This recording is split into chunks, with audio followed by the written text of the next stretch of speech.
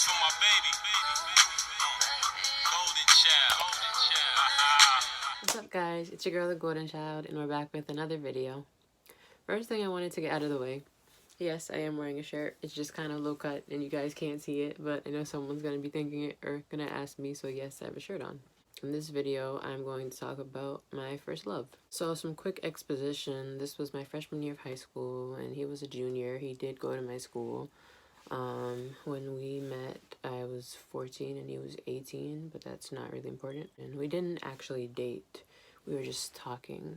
You guys in this generation know talking, you know, basically dating someone, but you're really not. But yeah, anyways, I'll just get into it.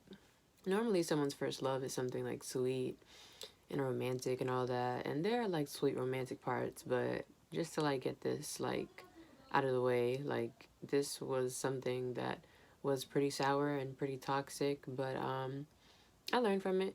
Some things still affect me to this day. Like I was talking to my boyfriend actually about this. Like I told him this story in its like entirety and everything, like even more than I'll probably tell you guys, and he just like made me realize that this still affects me. Like some tendencies I have, I got from him. And him, we're gonna refer to my first love as D. He's gonna be D. Because, of course, I don't want to put his name out there because we went to the same high school. So, people who went to the same high school as me already know who I'm talking about anyway, so just gonna leave his name out of there. So, me and D met the first week of my freshman year. We had the same gym class together. Like, the grades were pretty much separated, but gym class, it's like whatever fit in your schedule, really. You're just putting kind of whatever. And D had come up to me for his friend. He had said, you know, like those guys who are just like, oh, she's cute, like, but send their friend to go and talk to you for them, that type of thing. And I wasn't really feeling it. D was the one that came up to me for his friend, and, you know, I was just like, that's sweet and everything, but it'd be nice if your friend could approach me himself and blah, blah, blah. Kept trying for his friend. I was just like, oh, I'm not feeling it. And then eventually, D kind of just like flipped the script and he was like, okay, can I have your phone number then? And I was like, oh, okay. Because D was cute, so he was cuter than his friend, even. So I was like, all right. So that's just kind of where that went. To this day, I don't know if that was really true. Maybe D was just coming up to me for himself and didn't want to be as direct to seem thirsty. So I don't know. Probably will never know. But anyway, yeah, I'm just disappointed in it because talking to someone for a year is crazy. Like, for future reference, this could be its own separate video, but I haven't talked to someone now for like over a month, really. We had become best friends, like so much so that I was waiting for him to make things official with me, because you know when you really like someone, talking to them all the time, like there's a mutual attraction. It's like what's missing, really. But I'm able to see now what I couldn't see in freshman year. What was missing was that he didn't really care about me as much as I cared about him, and he was probably just bored, to be quite honest. Like, if I were to tell this to my freshman year self, I wouldn't have wanted to hear it because I was so convinced that I liked him and he liked me and it was going somewhere. It never really went anywhere. But yeah, we talked on and off for a year. The reasons that we would be off would be like small, petty things. It was so many, and this was freshman year. I'm a sophomore in college right now, so this is way back when. I let his best friend, who I hated, let his best friend convince him that I was trying to break up him and his other best friend, who was a girl. You know, when you like someone, introduce them to your friends and letting them hang out with your friends, all of that. He had told me that his friends didn't like me. His friends didn't really have a reason to not like me. They didn't really know me. But if he's telling me his friends don't like me, why would I want to meet them, you know? But in actuality, like, even having talked to one of his friends, like, way after this happened, his friends didn't feel any type of way about me. That was an easy way for me to, like, not meet his friends because they didn't like me, or so I thought. So just manipulating things like that. We are both on the school basketball team, for example, both on the JV teams, and one time during the season, for some reason, the JV boys and girls teams had to go to the away game on the same bus. And I was super excited about that because I was like, oh, I can sit next to him, and da-da-da. I was super hype about it. But he had said no, and he gave a reason to me that was pretty good reasoning to me at that point in time. He was like, oh, he didn't want people to be in our business and da da da. But in actuality, like, he just didn't want people to really know that, like, we were talking or we were as close as we really were. Because, like, obviously, if you like someone, you'd want to do something so simple as to just, like, sit next to them and such things as that.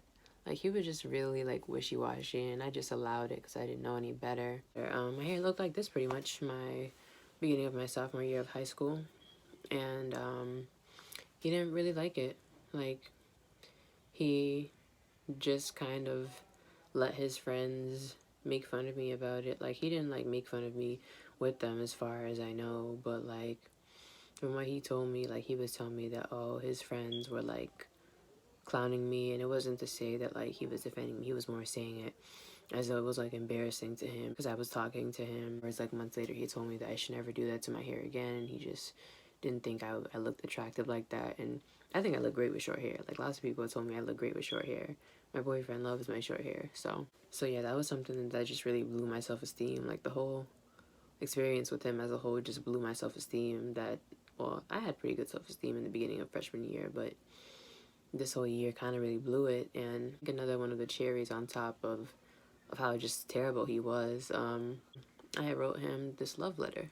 Yes, I know, that's very sappy, but I did it. But yeah, I wrote him this love letter, like, just talking about, like, how much I wanted the best for him. And even though we weren't really talking anymore, because this was, like, I forgot why we stopped talking at this point. Again, this was, like, so long ago, guys. But I made, like, this envelope with his name on it, and it was really cute. It had all kinds of, like, stuff on it, like, just inside jokes that we had. Like, I just, like, glued stuff on it that only he would know what it meant, because we just, like, talked about certain things a lot, and we had these inside jokes. And this was one of the periods of time that we weren't talking for, again, whatever reason, I don't remember. But basically he let his friend, he made sure that he had his friend do it in front of me too. Take the love letter I wrote him and rip it up and throw it away.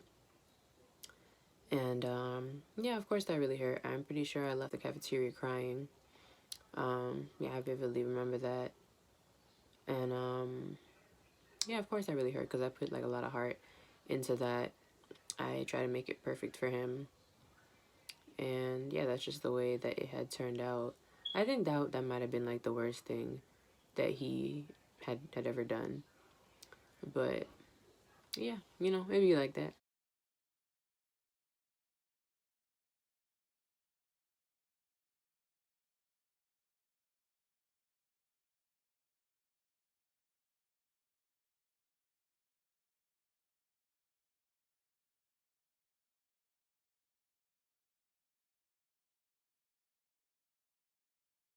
The reason I bring up, like, all these, like, on and off periods was it was like this was kind of a game for him. It appeared like, and I was playing into the game just as much, like, not really realizing it was a game. Like, he would do something, then every time I would just, like, let him come back because I did genuinely like him. And in the beginning, when we would have, like, discrepancies and, like, small reasons, like being on and off, it was easy to just, like, let him go and be like, bye, because I didn't know him that well and I didn't really care. Like, we were getting to be close, but I could easily let him go because then the attachment hadn't really, like, set on yet. And the more time we spent together, the more I, like, took him back, in a sense, the harder it was. And at the end of the year period, I just, like, I was kind of broken. Someone might think that I was dumb or something, but I wasn't making this up. Like, all of this wasn't in my head or anything. As much as I talked to my boyfriend, talked to him all the time, that's how much me and D talked. Like, after school, like, we'd be on the phone, like, 24/7. He became my best friend. Like, I didn't imagine all of that. All of it was real. He just manipulated me. But the time that we spent, all the hours, like, almost every day, that's summer, actually, after freshman year. Like, we, like, neither of us did much really the whole summer, and we just, like, FaceTime, like, all the time. It wasn't in my head, but I realize now, and, like, soon after we, like, completely finished talking, I let him give me the bare minimum. Even though I wanted a boyfriend, I wanted all these things, but I just wanted him, and I was willing to take whatever he would give me just because I wanted him around.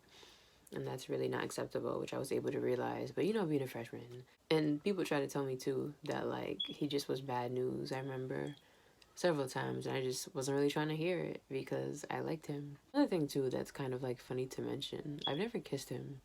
Like I kissed him on the cheek like once, but like I don't know. It's kind of like ironic and funny for me to think about like this person has such a hold on me, but I haven't ever like actually kissed them. But I'm still affected by it. Like some things that affect me still, like how I said I was talking to my boyfriend, I kind of have my guard up with him. Like I love him to death. I love him with like all my heart. He's great. But I just like have my guard up because I remember with D like being made to feel so stupid, and with dealing with any guy in the future, I told myself I would never be that stupid again, like let a guy make a fool out of me, because that's kind of what D did. Like we were, well, at least he was like my everything at a certain point. Like we just talked to each other all the time, and during school he could just act like I didn't exist or that he didn't know me or that I was just like some girl chasing after him, when, as you guys see in the beginning of what I said, like he came up to me, he started talking to me, and that's a thing I've never understood about guys. Maybe, well, it's not just guys that do it, but it's like you pursued me and you want to come mess up my whole life. Well, he didn't mess up my whole life. I'm exaggerating, but it's annoying when it's the person that pursued you, went after you, that turns around and makes you out to be the thirsty one, and makes it out that that they like maybe just felt sorry for you, didn't really even like you that much.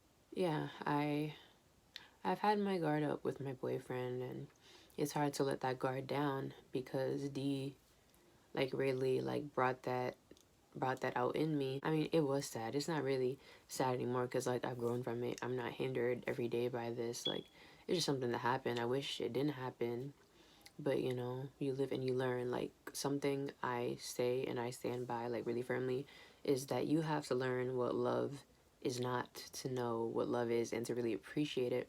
Everything negative that D did to me made me that much more appreciate the love that I actually received from my ex and my current boyfriend. I've been able to discern a lot better. Maybe I am like kind of thankful happened my freshman year, because thinking about this, if it happened to me now at this age, and I'm 19 for those of you who don't know, about to be 20 this month, but I'd be more disappointed in myself because 14 is really young. Like I just started high school. I just came from like a private school, didn't really deal with boys like that, and yeah, I just didn't really know very much. And like the more I think about it, the more I would just like get upset because like it had to be me. Like there was a bunch of other girls that he could have like went and bothered.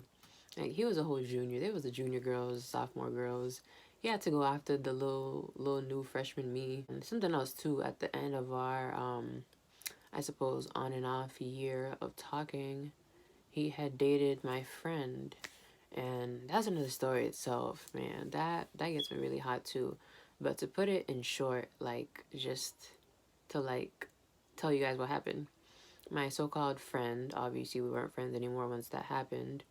After the whole on and off year of me and D talking, um, they started talking and shortly after dated. And I think that was one of the things that D did that probably hurt me the most, because it was on and off, like just us talking, like talking 24/7 too. And he never made me his girlfriend just because he didn't really care enough to. But this girl that he originally told me that he he thought was a hoe and that she wasn't that cute, he suddenly like dating her, and he was just something else. I'm remembering more and more like as I tell the story. But he had this girl best friend. Like another reason I'm pretty sure we didn't date. He was kind of in love with this girl best friend. Like he would go hard for her, like defending her. Like he loved her.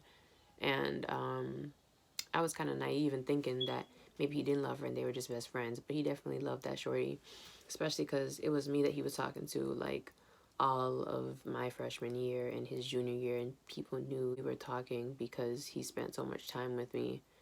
But he brought her to prom. But he's always talking to me, always with me, claiming that he cares about me. Like, and he brought her. Like, I was waiting for him to ask me, and then he didn't. And yeah, that hurt too. just a lot of things happened that really hurt me. And I just remember, in general, just at the end of us talking, just like being so upset that I wasn't good enough for him. And yeah, that was like the first time I suppose I got my heart broken, really. It's kind of funny too because I'm not sure if there is like a problem with him, like a mental problem to some degree, but it was like the person I was talking to wasn't the same person who was treating me like so badly, because it's like I said, we would talk 24/7, like I knew him like the back of my hand, or so I thought. But this person who on one hand was my best friend was also hurting me like immensely.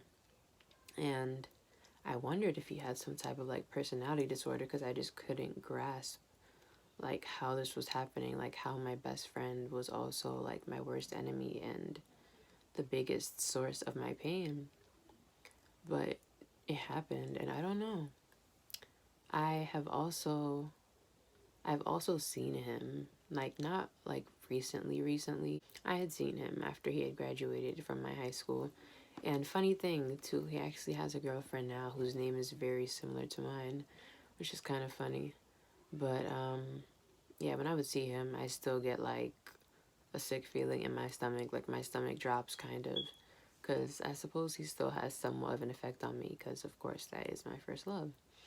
But it's just funny how things change, how the tables turn and all that, because he sees me now and he acts like he doesn't really know me, and that like everything that happened didn't happen. And you know, it hurts because I have a girl best friend and I haven't talked to her in like almost a year and a half. We just haven't been friends in that long, and it's just really crazy how things change. Like I still look at him and feel love, like I feel something, but I think he looks at me and doesn't feel anything, and I think that's hard to like accept, really. But I don't know. I've been able to learn from it. I know what love is and what love isn't. Firstly from him, as well as other encounters I've had with guys, other experiences. But I think G kind of like jump started it, really. And to some degree, I'm thankful for it. As crappy as a lot of the situation was, I'm thankful for it because I became a better person. I became smarter. Someone could have came along and been worse than him. It's hard to believe worse than that, but somebody really could have been. And I'm also thankful for the good times that we had, because it wasn't all bad. It's like I said, this was my best friend at one point. That this was my everything, and he kept me company, and we got really close. And like there was love there. Like it soured. Like some happened, some weird stuff.